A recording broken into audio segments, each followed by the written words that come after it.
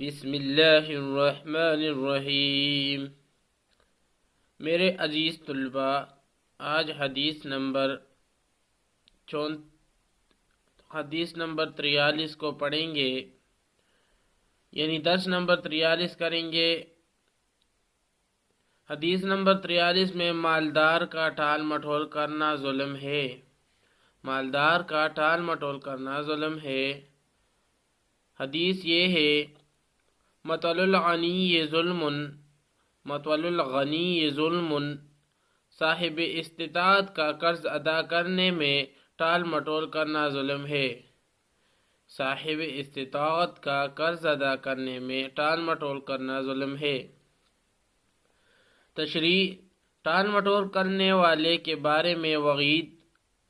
علماء نے اس حدیث کا یہ مطلب بیان کیا ہے کہ جب کوئی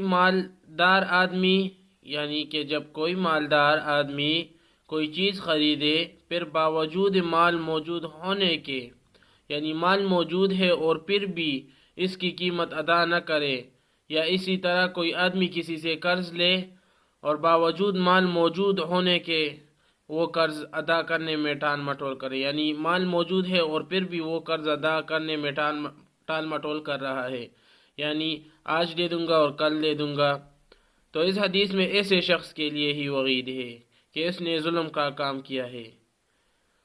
یہ حدیث میں غنی آیا ہے۔ غنی سے مراد یہ ہے کہ جو قرض کے ادا کرنے میں قادر ہو، اگرچہ فی نفسہ ہی وہ فقیر ہی کیوں نہ ہو۔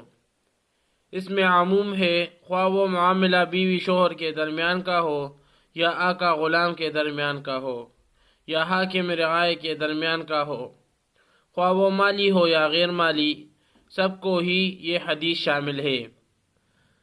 اب یہ ٹال مٹول جو کرتا ہے، اس کی کیا سزا ہے؟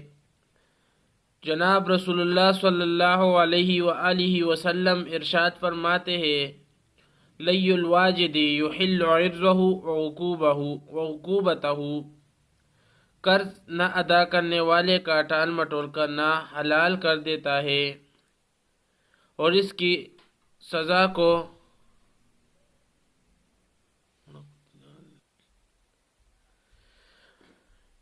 خواہ وہ مالی، یعنی اگر اسلامی حکومت ہو تو ایسے شخص کو سوسائٹی کی نگاہ میں گرایا جا سکتا ہے اور اس کو ذلیل کرنے کے لیے دوسرے طریقے بھی اختیار کیے جا سکتے ہیں۔